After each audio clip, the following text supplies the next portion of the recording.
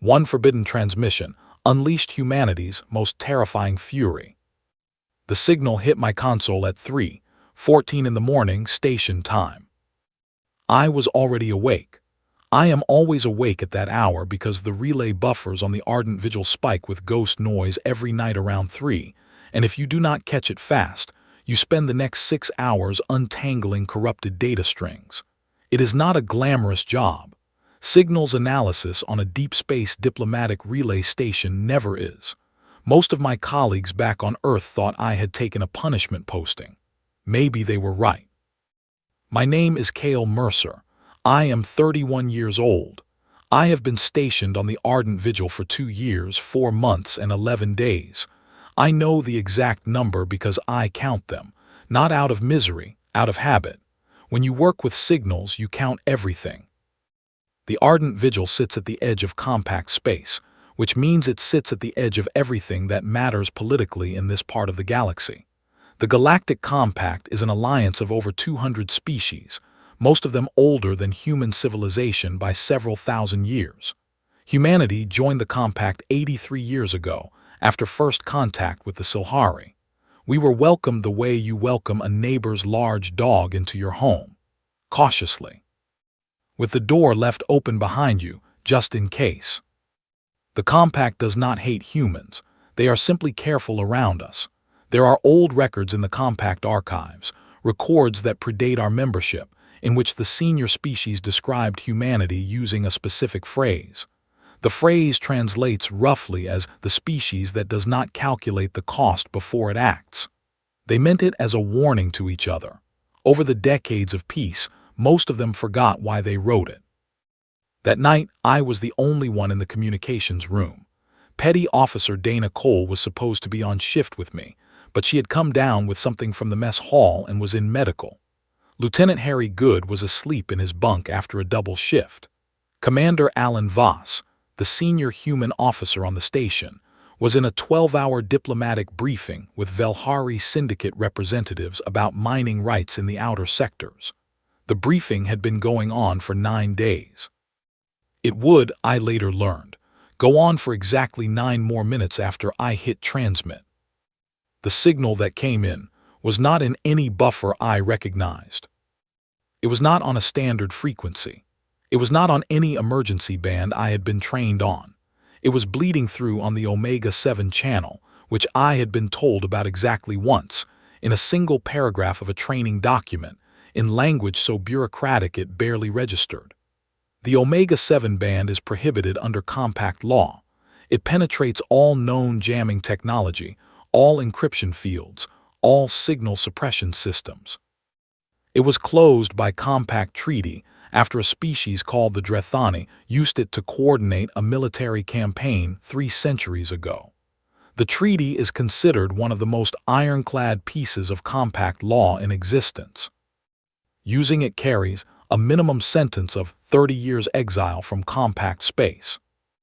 I sat there for a moment, looking at the signal indicator, and I thought, someone is using it anyway, and then I put on my headset. The first thing I heard was static, deep, layered static, the kind that comes from signal degradation over a long distance. Then, underneath it, a voice. A child's voice. She was speaking clearly, in standard English, which told me the signal was human in origin. She was reciting what sounded like coordinates, followed by a repeating identification code, followed by a message. She was calm in the way that children are calm when they have been frightened for so long that calm becomes the only thing left. She said, "This is Vethara Colony. We are still here. We need help. The adults are very sick. There are 112 children in the shelter. We have food for maybe 20 more days. If anyone can hear this, please come. We have been sending this signal for 4 months. Please come." Then it repeated. I pulled up the coordinates. Vethara's deep, a colony world in the mid-sectors. I cross-referenced it against compact records. The compact database listed it as uninhabited. Resettlement completed 8 months ago. All 4,200 colonists relocated to the Doreth system. I sat very still for about 30 seconds. Then I pulled a different database. Human settlement records maintained independently by Earth's colonial administration, not by the Compact. Vethara's Deep appeared there too with a very different entry.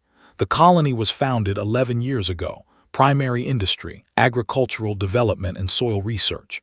Population at last census, 4,214. Resettlement status, pending as of 6 months ago. No completion record on file. The Compact had marked it as done. Earth's records showed it was never finished. I started cross-referencing signal logs. If this girl had been broadcasting for 4 months on a prohibited frequency, the signal should have been detected and suppressed by Compact monitoring systems within hours of the first transmission. It should never have reached me. What had actually happened, I figured out in the next 12 minutes, was a cascading relay malfunction 2 sectors over. A series of Compact monitoring buoys had gone offline for maintenance, creating a temporary gap in the suppression network. The Omega-7 signal had slipped through the gap like water through a crack in a wall. It had reached my console by complete accident. If the buoys had been serviced on schedule, I never would have heard it. I sat there in the quiet of the communications room, with that child's voice looping in my headset, and I thought about what I was supposed to do. Proper procedure was clear. Log the signal. Report it to Commander Voss. Submit a formal inquiry through the Compact's Communication Oversight Bureau, which would assign a case number, review it through the relevant subcommittee, and issue a preliminary finding within 4 to 6 standard months. I thought about a 9-year-old girl sitting in a shelter on a planet that the galaxy had decided did not exist anymore, reciting coordinates into a transmitter because all the adults were too sick to do it. I thought about 20 more days of food. I pulled up the broadcast array. The Ardent Vigil sits at a relay junction that connects to every major human communication network in this sector: military installations, colony ships, civilian vessels, Earth's colonial fleet, all of it. The Omega-7 band, once rebroadcast on standard channels, would reach every one of them.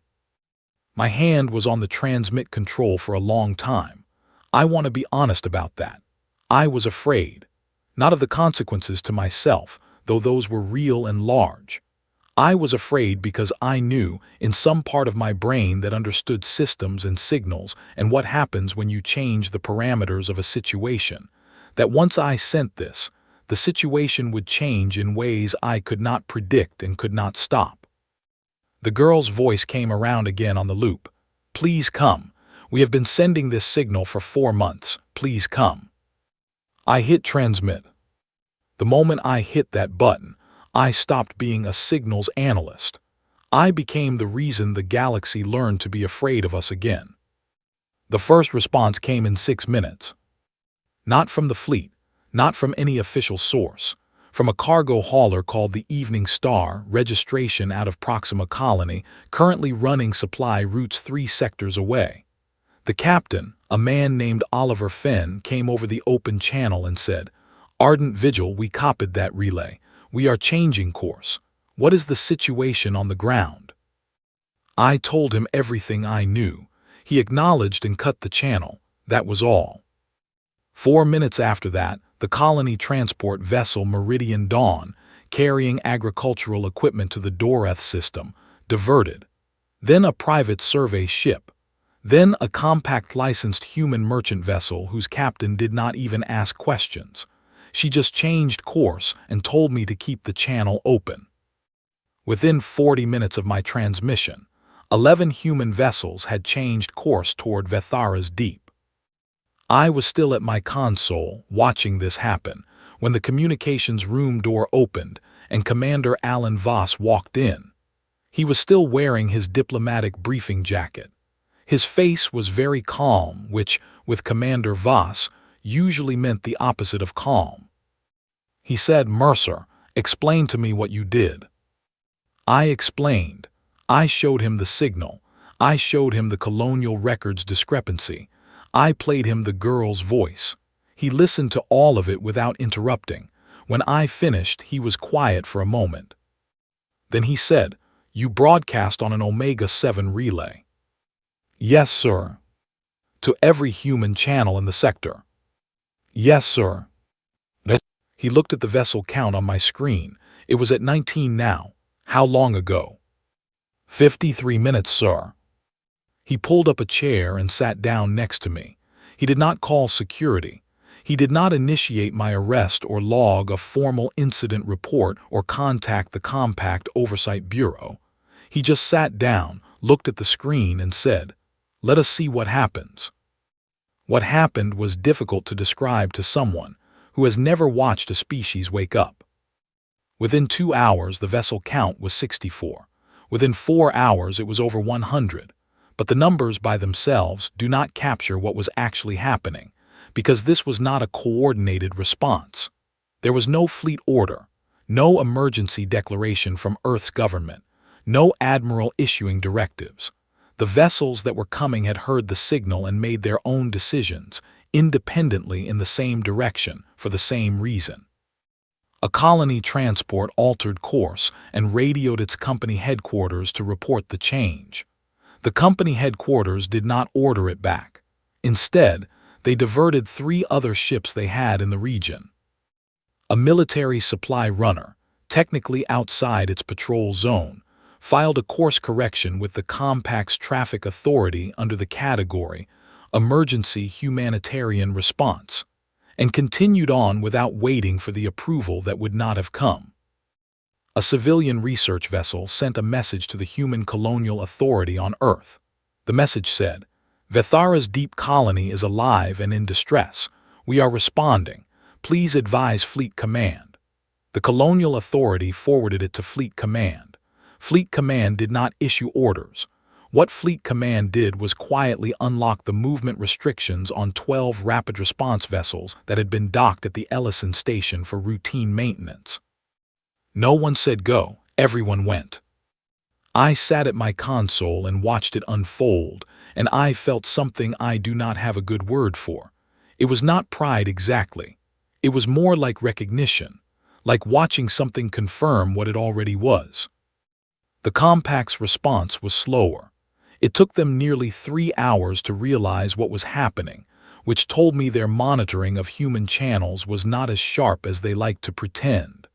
When they did realize it, their first action was to contact Commander Voss directly. The call came through on the diplomatic channel. It was Senior Arbiter Darath of the Velhari Syndicate, one of the representatives who had been in the briefing with Voss for 9 days. He was a tall, angular being with pale gray skin and the careful manner of someone who had spent centuries in political chambers. He looked at Commander Voss through the screen and said, "Commander, you will instruct your vessels to return to their registered courses. This matter falls under Compact jurisdiction." Commander Voss said, "Which matter?" Darath said, "The Vethara situation." Commander Voss said, "The Vethara situation in which 4,000 colonists were listed as resettled when they were not." Darath said, "That is an administrative matter currently under review." Commander Voss said, "How long has it been under review?" Darath did not answer that. Commander Voss said, "The vessels are not under my command, Arbiter. They responded to a distress signal. So did I, frankly." Darath's expression shifted in a way I had not seen on a Compact official before. It was subtle, just a tightening around the eyes. I had spent 2 years watching the Silhari, the Velhari, the Dreth, the Compact species up close, learning to read their faces the way you learn to read signal patterns. What I saw on Darath's face in that moment was not anger. It was the first edge of fear. He said, "Commander, you understand what the humans are doing will be interpreted as an act of provocation against the Compact." Commander Voss said, very quietly, "You understand what the Compact did will be interpreted as something considerably worse." The channel went silent. Within an hour, the Compact had ordered a blockade fleet to Vethara's deep. 30 warships, drawn from 3 different member species, sent to establish what the Compact called a containment perimeter around the system.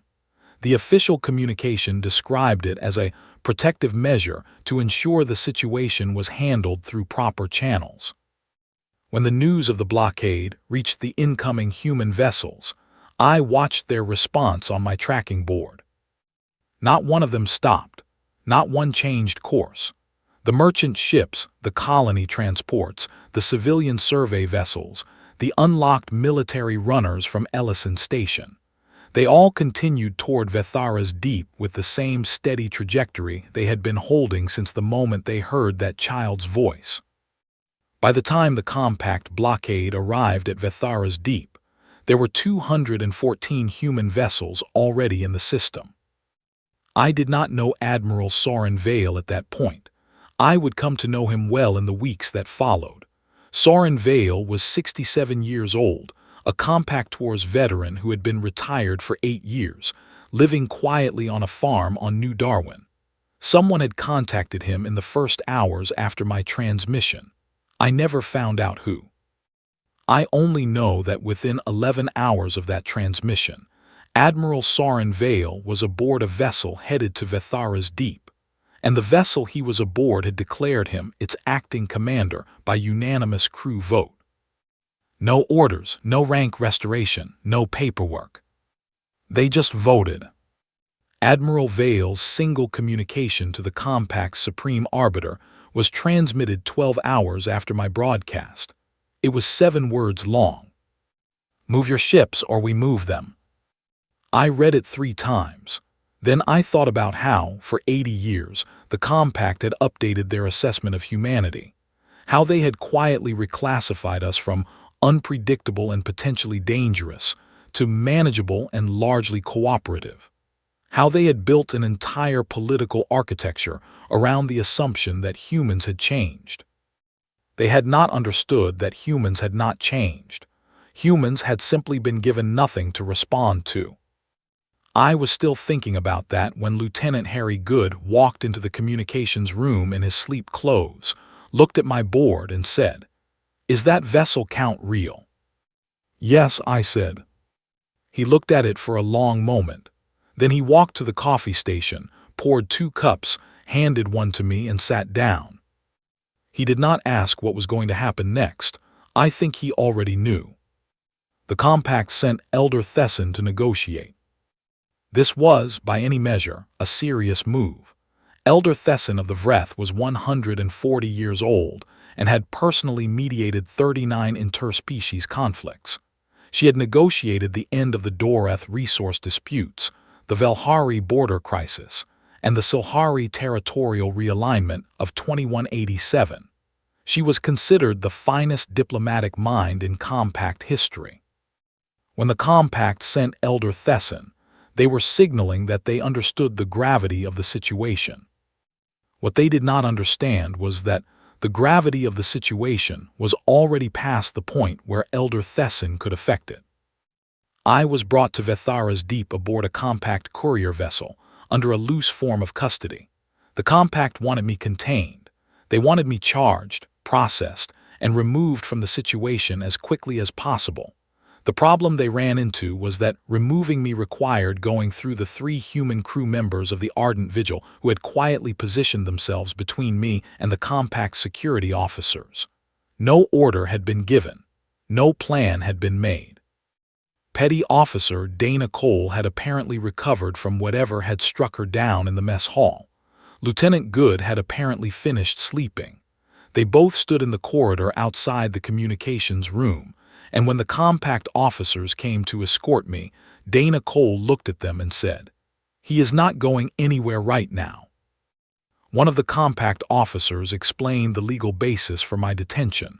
Dana Cole listened to all of it and then said, "That is interesting. He is still not going anywhere right now."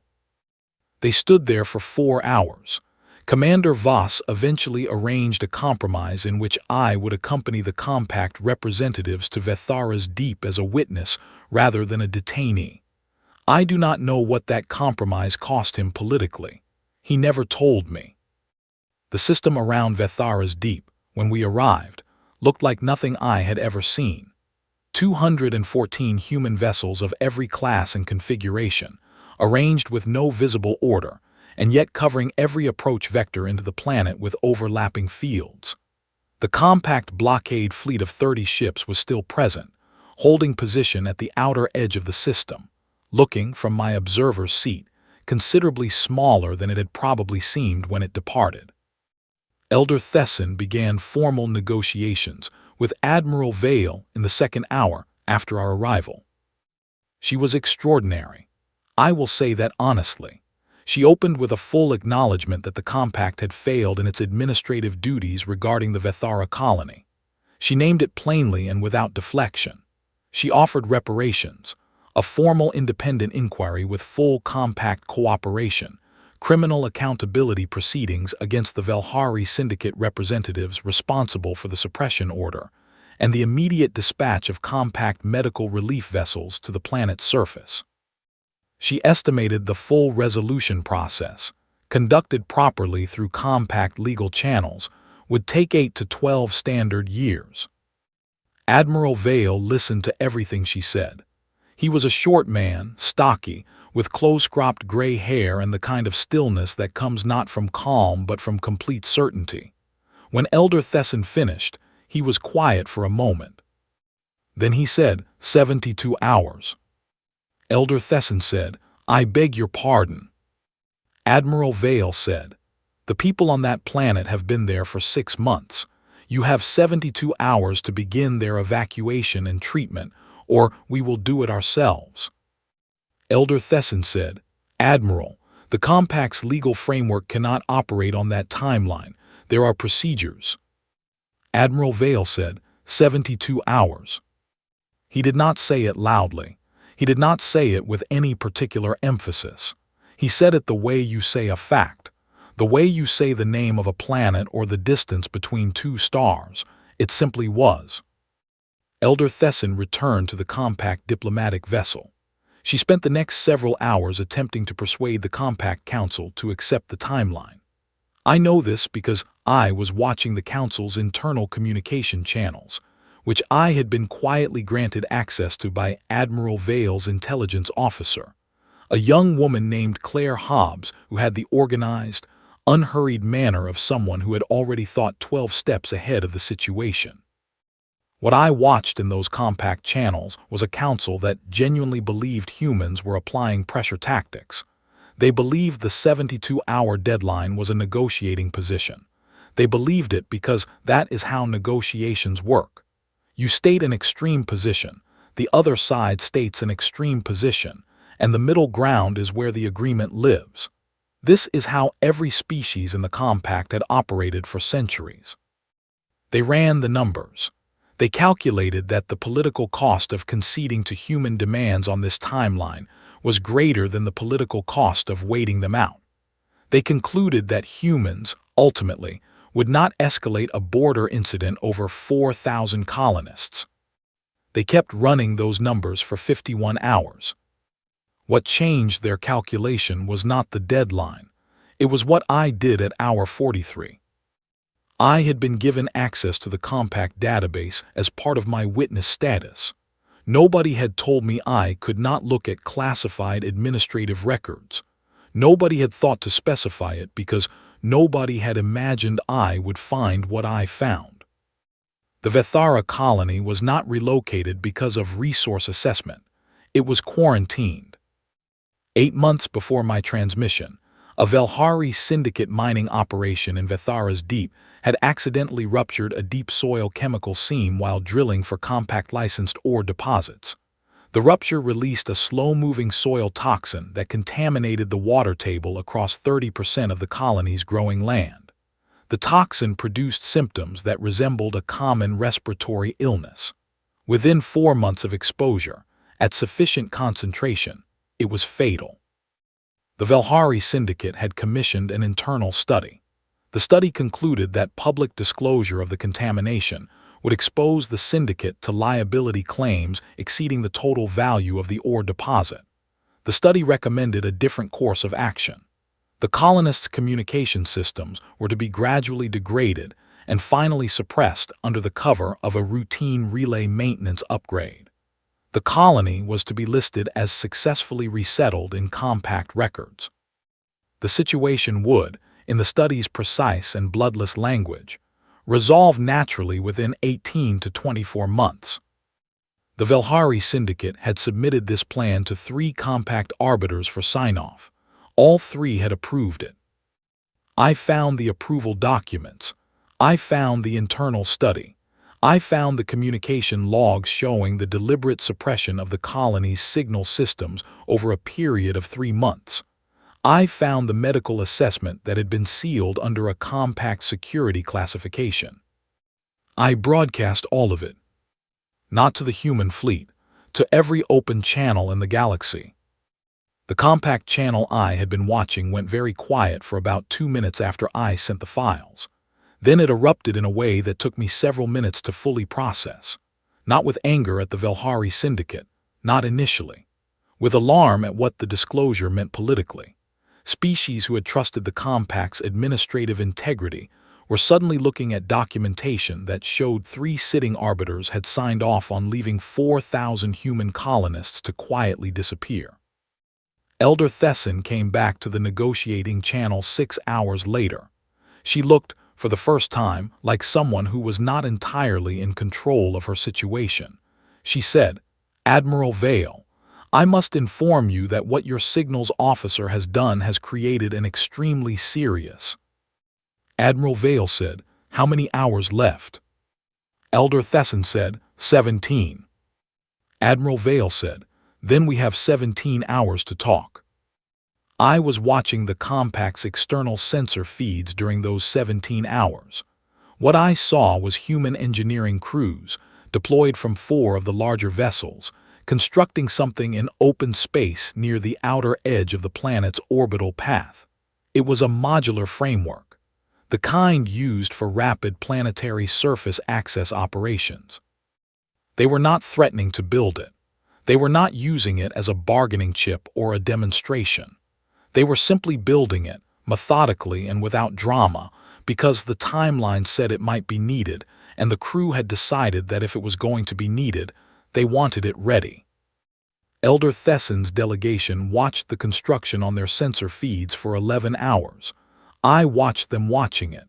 I saw the exact moment their calculation changed. It was not when the framework was complete. It was when a compact defense analyst on the diplomatic vessel ran a construction rate projection and reported to Elder Thesson that the framework would be operational 4 hours before the deadline expired. They had planned for the deadline. They had been building since before the negotiations resumed. The deadline expired at 900 station time. Elder Thesson had no new offer on the table. The compact blockade fleet was still in position. Admiral Vale came onto the command channel. His voice was completely even. "All vessels begin approach." I had read a lot of history. I had studied the 12 conflicts humans had been involved in since first contact. I had read the compact's own archived threat assessments of human military capability, documents that most humans never saw because the compact had never shared them with us. I knew what was coming. I do not think the compact did. The engagement at Vethara's Deep lasted 4 hours and 17 minutes. I watched most of it from the observation deck of Admiral Vale's command vessel, the Alcyone, positioned at the outer edge of the engagement zone. Claire Hobbs stood beside me for the first hour, quietly narrating what she saw on her tactical display for my benefit, before the pace of events made narration impossible. I want to describe what I actually saw because I think the descriptions that circulated later in news feeds and political analyses and the compact's own incident reports missed something fundamental about what happened. They described it in terms of ship counts and weapons exchanges and tactical outcomes. Those things are all accurate. They are also somehow not the point. The compact blockade fleet had 30 vessels.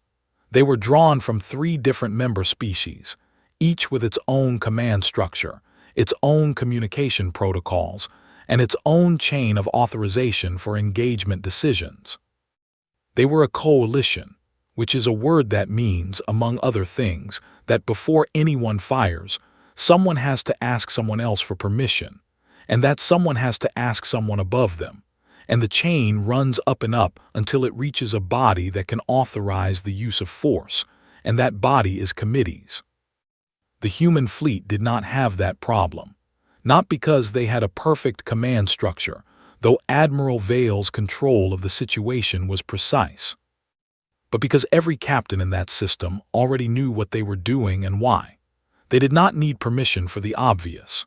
They needed coordination for the complex, and Claire Hobbs's small team provided that coordination with a quietness that was, in its own way, the most unsettling thing I witnessed that day. The compact fleet attempted to hold the perimeter. They were positioned in a standard containment formation, which is an extremely effective configuration if the force you are containing is moving toward you in a predictable pattern. Human vessels did not do that. They moved in overlapping diagonal approaches that forced the compact ships to make rapid formation adjustments. Those adjustments created gaps. The gaps were not random. They appeared in precisely the places where human vessels were already repositioning to exploit them. I asked Claire Hobbs, in the second hour, how long they had been planning the approach vectors. She said, since we arrived in system. I said, that was 4 days ago. She said, yes. The compact fleet held for 2 hours and 40 minutes. Their commanders made good decisions, by any standard measure. They were skilled officers from experienced species. They adapted their formation 3 times in response to the human fleet's movement patterns. They held their cohesion longer than most analysts later said was possible. What they could not adapt to was the fact that, by the time they made each adjustment, the human fleet had already accounted for it. In the 3rd hour, a compact cruiser from the Silhari contingent found itself in an approach corridor that it had identified as an exit route 11 minutes earlier.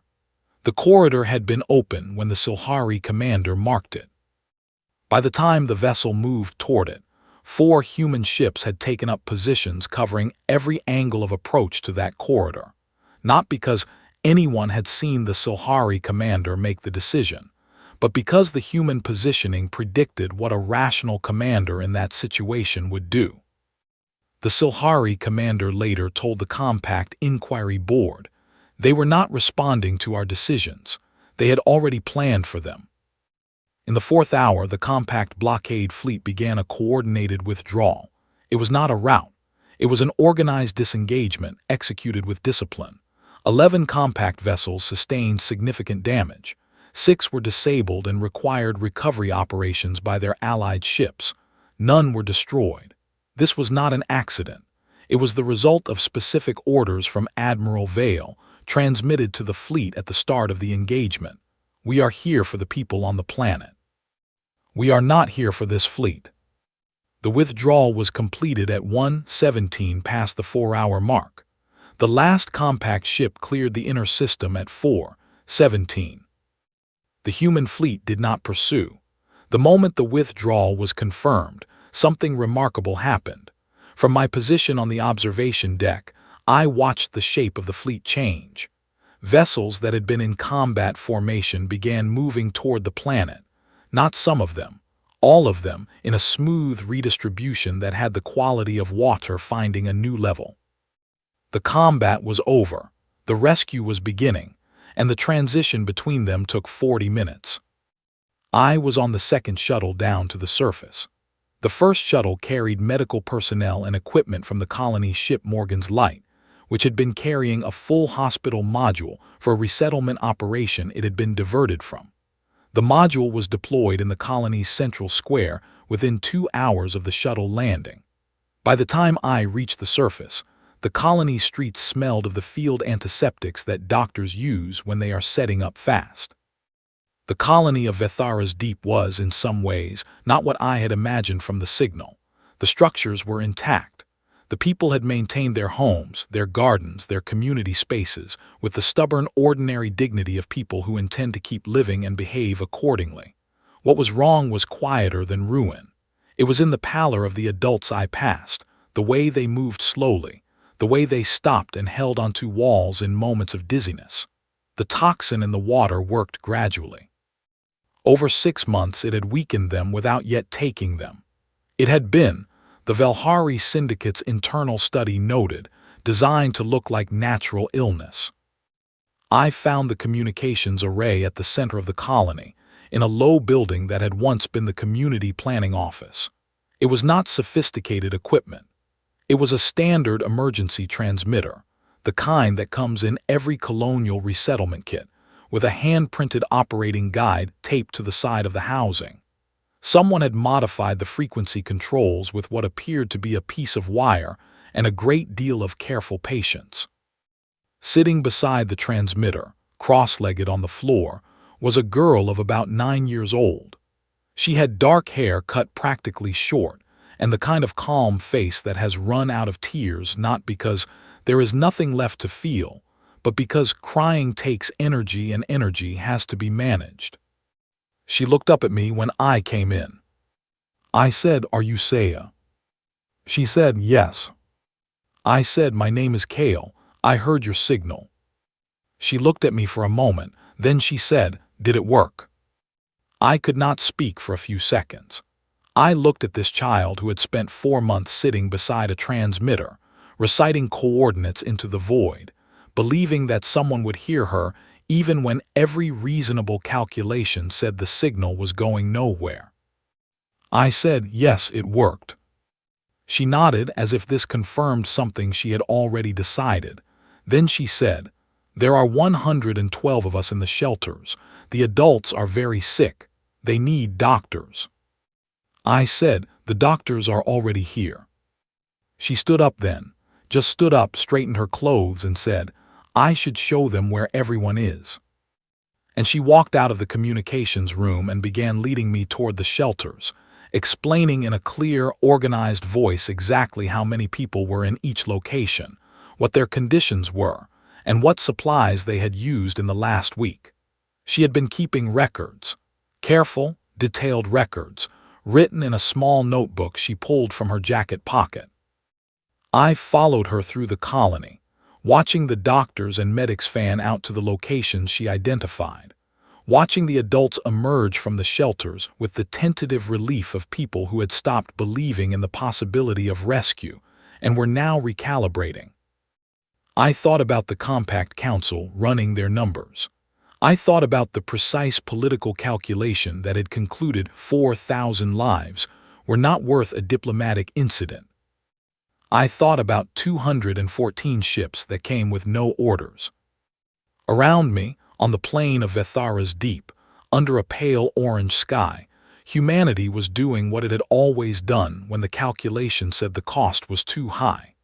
It was ignoring the calculation entirely and doing what needed to be done. I sat down on a low wall near the medical station and watched, and I thought, the galaxy is watching this too. Every species with an intelligence feed, every compact member with access to the sensor logs of the ships that just withdrew. They are all watching this, right now. Watching humans move from combat to rescue in 40 minutes flat. Watching a child lead doctors through a colony she has been running by herself for 4 months. Watching a fleet of ships that nobody ordered begin packing up their combat frameworks and converting their cargo holds to hospital space. I knew what that silence meant. I had heard it before, in smaller ways, in the 2 years I had spent on the ardent vigil reading alien diplomatic communications. It was the silence of something being recalibrated, of a model being updated, of a galaxy remembering something it had spent 80 years allowing itself to forget. The Compact had called us unpredictable. They had called us the species that does not calculate the cost. Watching Saya, notebook in hand, directing a field doctor toward Shelter 7, I thought, they were wrong about that too. We calculate the cost. We calculate it exactly. We simply value different things than they expect. 3 months after the engagement at Vethara's Deep, I sat before the Galactic Compact's Grand Tribunal on charges of unauthorized transmission on a prohibited frequency band in violation of Compact Treaty Law 17, Section 4, Subsection 9. The maximum sentence was 30 years exile from compact space. The minimum was 10. The tribunal chamber was in the compact's primary administrative station, a structure so large it had its own internal transit system. The chamber itself seated over 400 observers, representatives from member species who had requested access to the proceedings. Every seat was filled. There were also 1,700 registered viewer feeds from species who had not been allocated observer seats but had applied for remote access. The Compact had approved all 1,700 applications, which was unusual. I later learned they had approved them because denying them would have looked worse. Commander Alan Voss sat in the observer gallery. Lieutenant Harry Good sat beside him. Petty Officer Dana Cole was there too, in her dress uniform, her expression carrying the same quality it had in the corridor of the Ardent Vigil when she had told the Compact security officers that I was not going anywhere. I noticed she had brought a notepad and was taking notes. Admiral Soren Vale was not present in the chamber. He was on Vethara's Deep, overseeing the 4th week of the colony's remediation operation. He had sent a written statement to the tribunal. I read it before the proceedings began. It was 4 sentences long. The last sentence said, "The person who made that transmission did what the Compact's own systems failed to do, and if the Compact cannot understand the difference between breaking a law and breaking a promise, then the Compact's legal framework has a problem that is considerably more serious than Cale Mercer." I had not expected help from that quarter. The help I had least expected came from Elder Thesson. Elder Thesson of the Vreth appeared before the tribunal in the 2nd hour of the first session.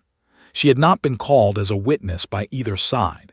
She had requested permission to address the tribunal on her own initiative, which was, I was told by my legal representative, an almost unprecedented procedural move.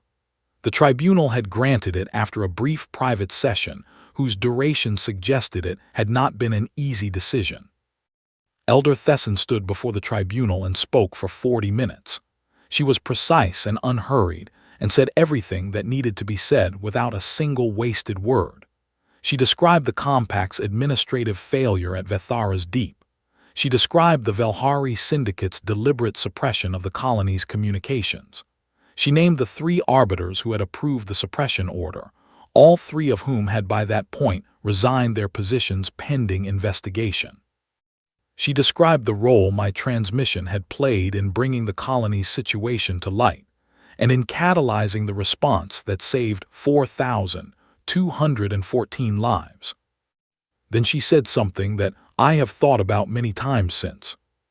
She said, "This tribunal is asked to consider whether Cale Mercer broke compact law. He did. That is not in dispute. But this tribunal should also consider what compact law was broken alongside it. The Omega-7 prohibition exists because the Compact feared what humans might do if given open channels of coordination in a crisis. That fear was, historically, reasonable. What the Compact did not account for was that the same quality that makes humans dangerous in conflict makes them extraordinary in rescue. You cannot have one without the other. The Compact attempted to manage humanity by managing their access to communication. Vethara's Deep is what happens when you manage people instead of listening to them." She paused. Then she said, "I recommend this tribunal discuss proportionality very carefully before rendering a verdict." The tribunal deliberated for 6 days. I spent those 6 days in a compact administrative suite that was comfortable in the way that very expensive waiting rooms are comfortable. I had access to a communication terminal and used it to follow the news from Vethara's Deep. The remediation operation was proceeding on schedule.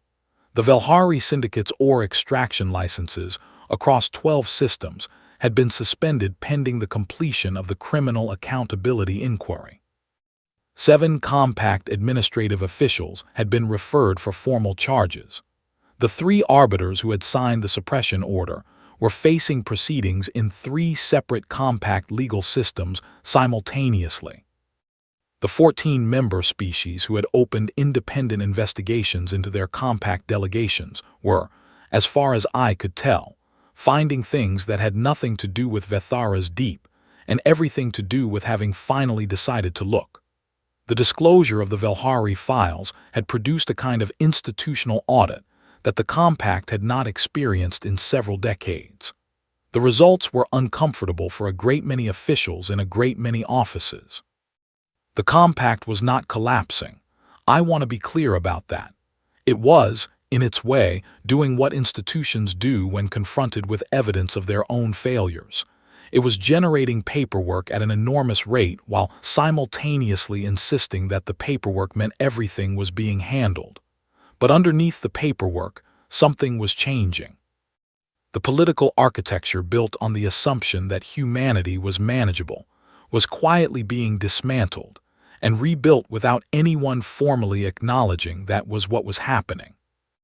On the 5th day of deliberation, I received a communication from Saya. She was on a compact medical transport bound for a rehabilitation facility.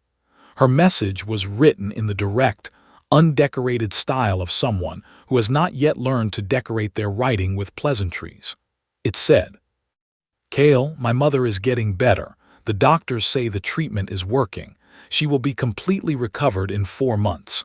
I told her about you. She wants to know if you like coffee cake because she wants to make you one when this is over. I told her you probably do. I hope that was right, Saya." I read it 4 times. Then I wrote back and told her that yes, I did like coffee cake very much. On the 6th day, the tribunal rendered its verdict. Charges dismissed. The grounds cited were demonstrable necessity under conditions of institutional failure, a legal standard that the tribunal noted had never been applied to an Omega-7 violation before and would, going forward, require formal codification in compact treaty law. The tribunal also issued 3 secondary rulings. The first established that emergency distress signals could be rebroadcast without penalty by any licensed signals operator if the original signal met defined criteria for urgency and humanitarian necessity. The second formally opened a compact-wide review of all colonial resettlement records over the preceding 20 years. The third censured the compact's Communication Oversight Bureau for the failure of their monitoring systems that had allowed a distress signal to go undetected for 4 months. I walked out of the tribunal chamber into a corridor where Commander Voss, Lieutenant Good, and Petty Officer Dana Cole were waiting. Voss shook my hand. Good clapped me on the shoulder. Dana Cole looked at me with the same expression she had worn in the corridor of the Ardent Vigil and said, "I took notes on the whole thing. I am going to write a paper." I said, "About what?" She said, "About compact legal theory and its failure to account for human response patterns. I figure if they are going to rewrite their treaty law, they might as well have some good data to work from." I said that sounded like a very good idea.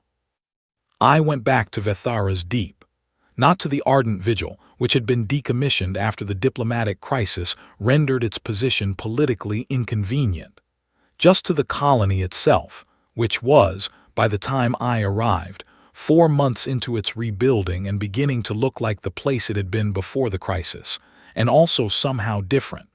Rebuilt things always are. The remediation crews had cleared the soil contamination from all affected areas. The water table tests were clean. The medical teams had reduced their presence from a full field hospital to a standard clinic with 3 rotating staff. The colony's population was, on the surface, going about the ordinary business of a community that intends to remain. I walked through the main street on a morning that was bright and cool, with the particular orange-tinted light that the local star produces in early hours. There were children in the street, not huddled in shelters, just in the street, doing what children do when the adults in their lives have decided that things are going to be all right. I found Saya at the rebuilt communications array. Someone had replaced the emergency transmitter with proper equipment, and a communications instructor named Paul Garner, on loan from the Colonial Fleet, had been teaching the older children how to operate it. Saya was at the primary console. She was not being taught. She was demonstrating something to Paul Garner, who was nodding slowly with the expression of a teacher encountering a student who has surpassed the lesson plan. She saw me. She raised her hand in the brief, economical wave of someone who does not have time for extended greeting ceremonies, but is genuinely glad to see you. I waved back. Paul Garner saw the exchange and said, "She told me about you. She said you were the one who received the signal." I said yes. He said, "She wants to be a communications officer. I have told her she is already better than half the candidates I have trained." I looked at Saya, who was already back at the console, explaining something to Paul Garner with patient precision. I thought about a 9-year-old girl who had figured out how to modify an emergency transmitter's frequency controls with a piece of wire, because the adults were sick and someone had to send the signal, and she was the someone available. I thought about what it means to be a species that produces, from inside a catastrophe, a 9-year-old who does not decide whether to act, who just acts. I walked back through the colony in the early morning light. Around me, people were opening doors, starting their days, carrying things from one place to another in the purposeful way of people who have decided that their lives are worth the trouble of living them fully. I sat on the low wall near the medical clinic, the same kind of wall I had sat on the day of the rescue, and I thought about everything the galaxy had watched over the past 4 months. The 214 ships, the 72-hour deadline, the 40-minute transition from engagement to rescue, the Grand Tribunal and Elder Thesson standing up to say things that 140 years of diplomatic experience had finally taught her to say. I thought about the Compact rewriting its treaty law, about the species who had watched from a distance and were now, quietly, updating their models, about the phrase in the old Compact archives, the species that does not calculate the cost before it acts. They had meant it as a warning.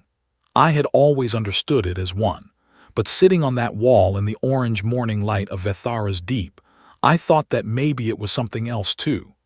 Maybe it was, in its way, a description of something the galaxy needed, something that does not stop to calculate when the calculation is designed to produce the answer that suits the powerful and buries the rest.